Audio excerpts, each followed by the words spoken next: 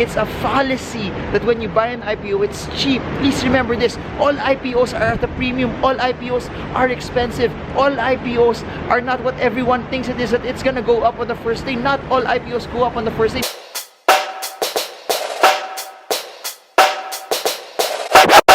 Hey guys, this is Marvin Germo, still here in Melbourne, Australia. I got a lot of questions over the past few days about the Wenceslao IPO and also the Del Monte IPO, and what I'll do is this: I'll create another video with the specific details about it and my thoughts and my concerns about those IPOs and what I believe is, I guess, a fair assessment on those companies as well. But for this video, I'd like to make something very generic and specific all about IPOs, and this is something that you can use and reference in all of the other IPOs as well in the future. You know me, I'm not a big fan of spoon feeding, but I really like giving you guys principles, information, so you can make a sound decision on your investments. It's not just about giving you fish, but it's about also helping you how to fish so you can make money on your own, and that's where I believe money's made in the stock market as well. So what is this video all about? Let's talk about principles and specifics that you must consider and you must look out for when buying IPOs. What makes a good IPO? What makes an IPO that's not relatively as, I guess, exciting, or something that you should look away from, or something you should not put your money into? Alright, let's break it down one by one. Of course, for me, everything will fall and rise on how on the purpose of how they are raising money, on what the money is for. What do I mean about this? Number one, the proceeds of the IPO must really go towards expansion. The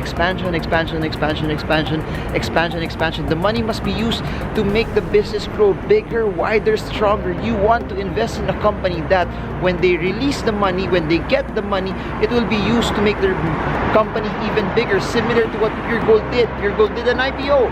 The proceeds of their IPO was to build 25 plus supermarkets on the next year where they got the proceeds. So now, as you all know, Pure Gold had an IPO of 12. After the IPO of 12, Pure Gold hit as high as 55 pesos per share. That's what happens when you have a company that uses its IPO proceeds for good use. So don't just be fooled by the brand. No, there are a lot of companies that had a lot of good brands, good names, popular household names, but their IPO really wasn't for expansion. So don't just buy it just because of the brand. Buy it because you know that they will use the money for something that will make their company grow even higher and propel them bigger and greater into the future. Do not go for companies that are going into debt. I do not like companies whose proceeds of their IPOs will just go to debt repayment. It's a no-no. Of course, debt repayments will allow them to lower their interest rates, lower the interest that they're paying, which in turn will be good for them in the future. But between the two, if you have a choice between a company that is increasing, expanding, and growing their operations, their branches, up against someone who is just paying out debt, I'd go for someone who is increasing and expanding. So if you find an IPO that the proceeds of it will be used to pay off their bonds, to pay off their interest, to pay off their loans, I'd personally stay away from it. I'm not a big fan of companies that will use investors' money to just pay off debt. So if you see that in an IPO, for me, that's lower in the rung. I'm not a big fan of it. Lastly, in terms of proceeds, I'm not a big fan also of IPOs who are using the proceeds of their IPO just as an escape mechanism for a lot of investors, meaning the early investors are selling their shares, and when you give money into that IPO, it doesn't go to the company at all. It doesn't even go to the company's expansion and growth plans. It will just go to the owners. It will just go to the people selling their shares. They're the ones who will make money off of it, and you won't be able they won't be able to expand the money that you are giving for them to grow the company further. So if I had ranked it, I'd place a company that would place a majority, or if not all, of the proceeds of the IPO into expansion. Then second, very low, companies that would use it for debt. Then third, companies that would sell their shares. The owners will sell their shares and use it for their own, or the money goes to the pockets of the owners.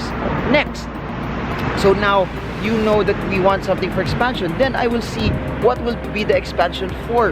You have to study also that, is it something logical that the expansion that they will use, the money that they will use for expansion will be something that will really help them. It's something that, you know, if they have more stores, they have more branches, or if they're expanding overseas or in provinces, or they're building this and that, it's something that will really affect their bottom line. You want something like that. You want a company that is also very strategic on how they will use it, because if they're very strategic on how they will use it, it will also in turn give them a bottom line. For example, you don't want a company who says that they will expand in Africa if you think they don't have a market there. You want them to expand in areas also where they will have a market, or you want them that if they expand or if they build something, it will highly increase their efficiency, making their manufacturing costs relatively lower, hence increasing their margins, hence making the company even profitable into the future. So that's what I want about it. I want something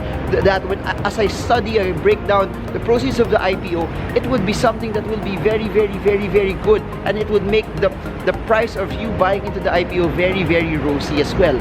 So after that, I would look at, is the business, is the company well into the economy, meaning the services or the products that they are providing, is it well in line with where the economy is going? Because if it's not well in line with where the economy is going, sayang naman, because they may not be as good into the future. You have to remember this: every time you buy an IPO, you will only benefit from what it will be in the future. It's a fallacy that when you buy an IPO, it's cheap. Please remember this: all IPOs are at a premium. All IPOs are expensive. All IPOs are not what everyone thinks it is, that it's gonna go up on the first day. Not all IPOs go up on the first day. Not all IPOs go up. You've seen so many stocks already in the past few years that have really gone nowhere after the IPO. Some of them are even lower than their IPO price. It will always go back to how good the business is. It will always go back to how good the CEO, the chairman of the board, and everyone else leading the company,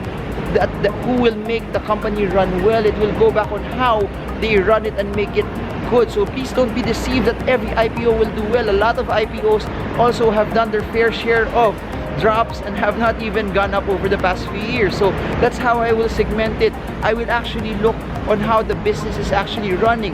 Now let's try to look at some of the specifics that I would normally talk about during Stock Smarts fundamental analysis.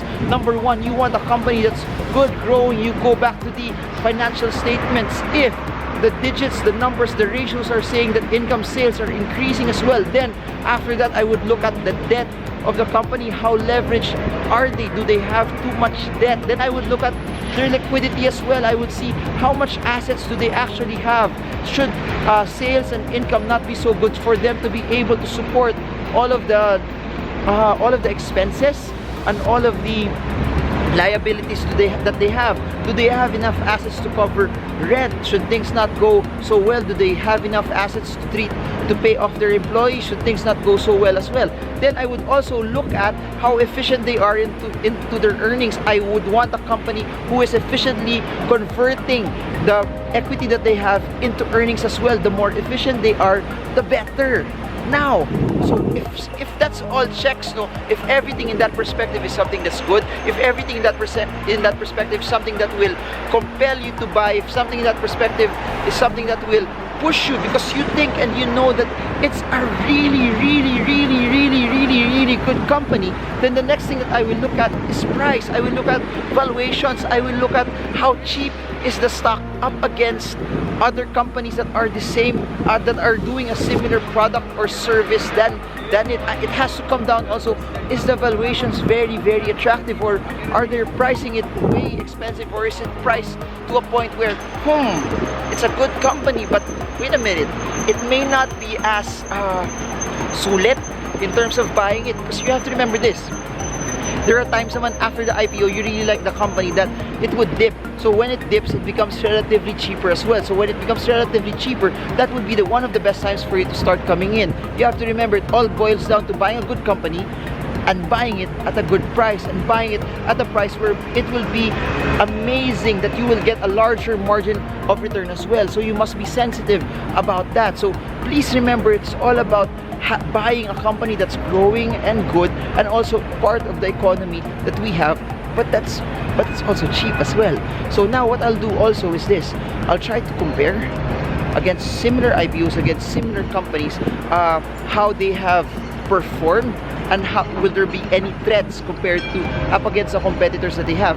All of this, by the way, will be in their prospectus as well. It will be in the IPO prospectus. So huwag tayo magpapadala sa emosyon na, "Uy, this is a good brand, this is something relatively amazing." No, look at the numbers. Does the numbers justify it as well? If you have the chance to attend any of their road shows, by all means go, so you can actually also ask the company, the CEO, the board, in terms of how good their company is. It's nice that if you can actually have a chance to see how the CEO and the executives would also answer the question. So at least you get to see if, especially if you're a long-term investor, if this is something that fits your profile, if the company fits the values also that you have as well, especially if you want to hold it for a bigger period of time.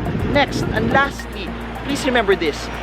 Companies with larger IPOs, meaning companies that are trying to raise a larger amount of money, build 5, 7, 10, 15, 20 billion up.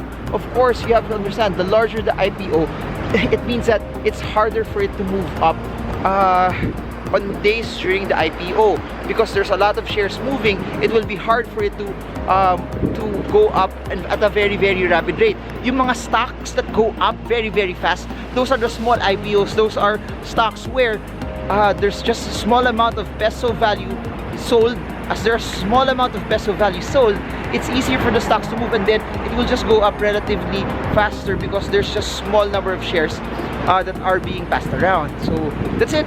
I hope this video helps you know. Remember this, the goal, the heart of why I do these videos is to educate as much Filipinos as possible, that you don't get too excited, that you just give in to your emotions, but you decide logically, because I know you're putting your hard-earned money there. You're putting your salary, your business income, you're putting something that you want your money to grow, and the best way to combat it, the best way to win in the stock market is not just to study, but to process the information properly so you make the right decisions as well. And I will never stop. I'll say this over and over and over again. I'll never stop making videos like this. It's almost 11 p.m. here in Melbourne, but I'm tired, but I love what I do, and I'll continue to share as much information to all of you as I can, so you get the best decision. You get to make holistic decisions. The best investment choice is something that you do when it's a well-rounded decision. It won't be a perfect decision. You'll make mistakes still when it comes to trading and investing, but when you do it with confidence, when you do it with conviction, when you do it that you know what you're getting into, that's something no one can take away from you, and that's something that builds and builds and builds until you reach your goals of financial freedom. So that's it for now. Marvin Germo from Melbourne, Australia. I hope this video helps you trade well, trade strong, trade smart. See you all again soon.